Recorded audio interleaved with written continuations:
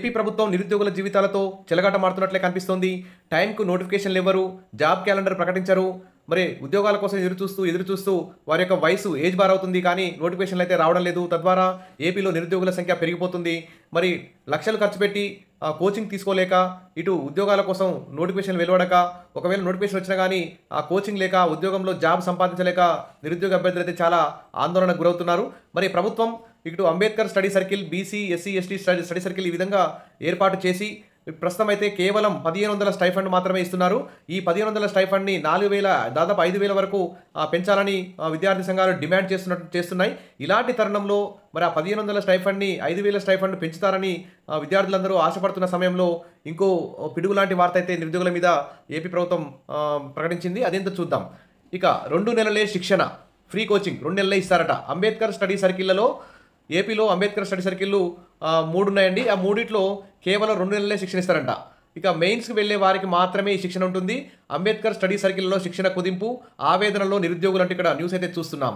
అసలు ఈ ప్రస్తుతం ఇస్తున్న 1500 స్టైఫండ్ని 5000కి పెంచాలి.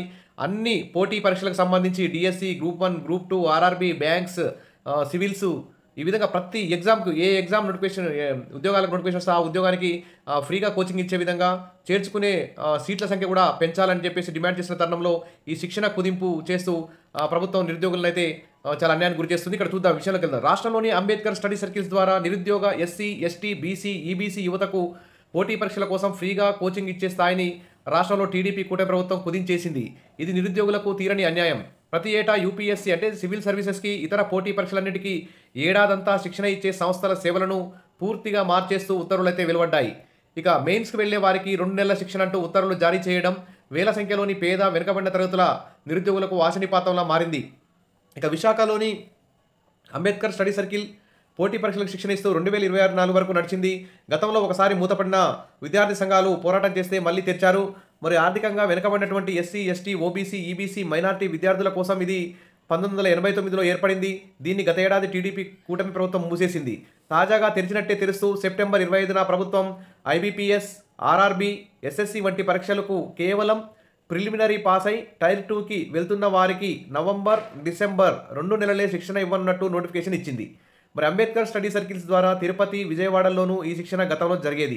మరి వాటిలోనూ నేడు శిక్షణ స్థాయిని కుదించేశారు. ఈ మేరకు Ambedkar study circle P Venkatesh ఒక కీలక ప్రకటన విడుదల చేశారు. మరి దీని ప్రకారం గతంలో ఇచ్చినట్టుగా యూపీఎస్సీ శిక్షణ ఉండదు. ఉన్నా కానీ అది కూడా 2 నెలలే ఉంటుంది. తర్వాత ఏపీపీఎస్సీ మెయిన్స్కి వెళ్లే వారికి, పీఓలు, క్లర్కులు ఇదివరకే పాస్ అయి మెయిన్స్కి వెళ్లాలనుకునే వారికే అవకాశం ఉంటుంది. మరి శిక్షణ కోసం అభ్యర్థులు ఆన్లైన్లో గత నెల 24 నుంచి అక్టోబర్ 6వ తేదీ వరకు దరఖాస్తు చేసుకోమని నోటిఫికేషన్ కూడా ఇచ్చారు.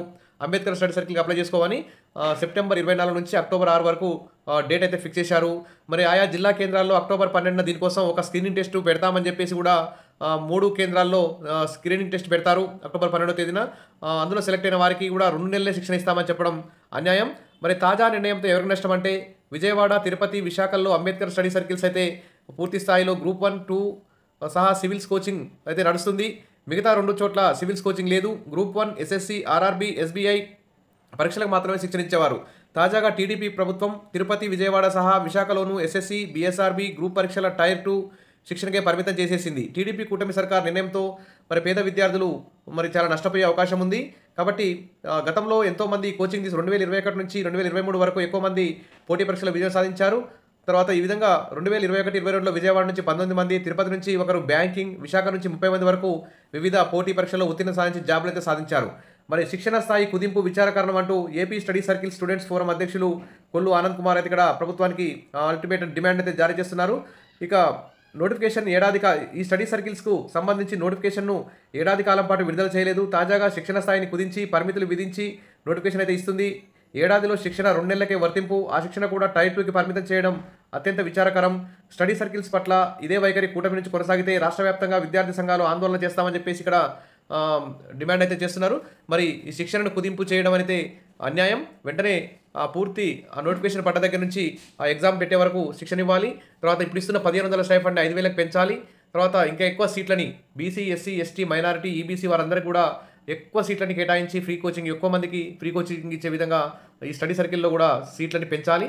ఆ విధంగా ప్రభుత్వం చర్యలు తీసుకుంటుందని త్వరలో జరగబోయే అక్టోబర్ 3న జరిగే క్యాబినెట్ మీటింగ్‌లో మరి ఈ స్టడీ సర్కిల్‌లకు సంబంధించి కీలకమైన అప్డేట్ ప్రకటిస్తారని చెప్పి వే అందరూ కూడా వెయిట్ చేస్తున్నారు. ఇక విద్యార్థి సంఘాలు మాత్రం ఈ శిక్షణ కుదించడం, సీట్లు తగ్గించడం, స్టైఫండ్ పెంచకపోతే మాత్రం ఉద్యమానికి సిద్ధమవుతున్నారు. ఇది ప్రభుత్వం గమనించి వెంటనే విద్యార్థులకు న్యాయం చేయాలి. నోటిఫికేషన్ కూడా టైం వేస్ట్ కాకుండా వెంటనే విడుదల చేయాలి. ఎందుకంటే అభ్యర్థులకు ఏజ్ బార్ అవుతుంది. చాలా నష్టపోతున్నారు కాబట్టి నోటిఫికేషన్ కూడా టైం ప్రకారం విడుదల చేయాలి. జాబ్ క్యాలెండర్ విడుదల చేయాలి. Wish all the best. మరిన్ని అప్డేట్స్ కోసం మన ఛానల్‌ని ఫాలో అవుతుండండి. వీడియోస్ మాత్రం ఒక లైక్ చేస్తూ ఉండండి. నాకు మోటివేషన్‌లా ఉంటుంది. మీకు మరిన్ని అప్డేట్స్ అందించడానికి నాకు కొంచెం అవకాశం దక్కుతుంది. Wish all the best. Thank you.